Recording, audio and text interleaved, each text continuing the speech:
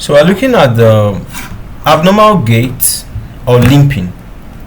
Alright, so of course this is more of like an introductory lecture to the whole concept of abnormal gait and limping. Alright, so if we say a patient has an abnormal gait and limping, what do we mean? Alright, and what are the possible ways in which this condition could actually present? So these are the different types of gait we have: spastic gait, scissors gait, propulsive gait, steppage gait, waddling gait.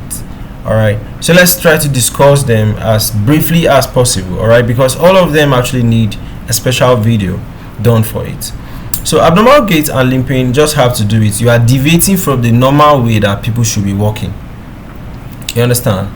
You are limping, okay, or your legs are kind of like, you understand?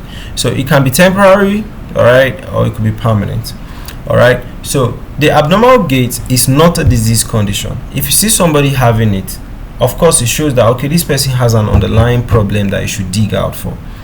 So common causes, what could make you try to like walk abnormally?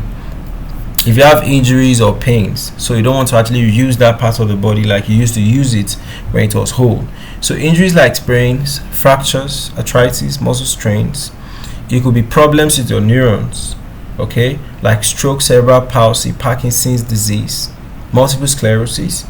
It could be muscle weakness. Do you understand? It could be structural deformities, like the length of your legs are not equal. All right, hip dysplasias, where your hip bone is actually what dislocated. They are actually apart now. Could be sensory deficit. You are not actually sensing things like you should. All right.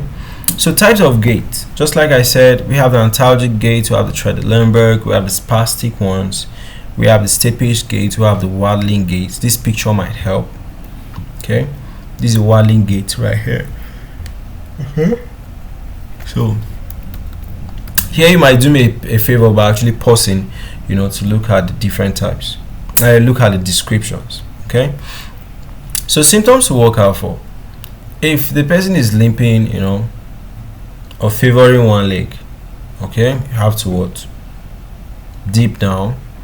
If the person is dragging the feet or toes, if the person has some or is moving and the legs happen to be what? Abnormal, there's difficulties balancing. If the person is having a lot of pain when they are walking, or if they are trying to like bear weight with that part of the body, you understand? So diagnosis and evaluation is what? Physical examination, so gait observation, strength testing, joint mobility, images like X-ray, MRI, CT scans for structural issues, neurological tests. This is when you want to now dictate if there's issues with the nerves. You understand? Then gait analysis, right? Sometimes you tell the person to move, then you observe the person by yourself. So that's just it for the whole concept of abnormal gait and limping. We'll still come back, talk about the different types of what abnormal gaits that we have.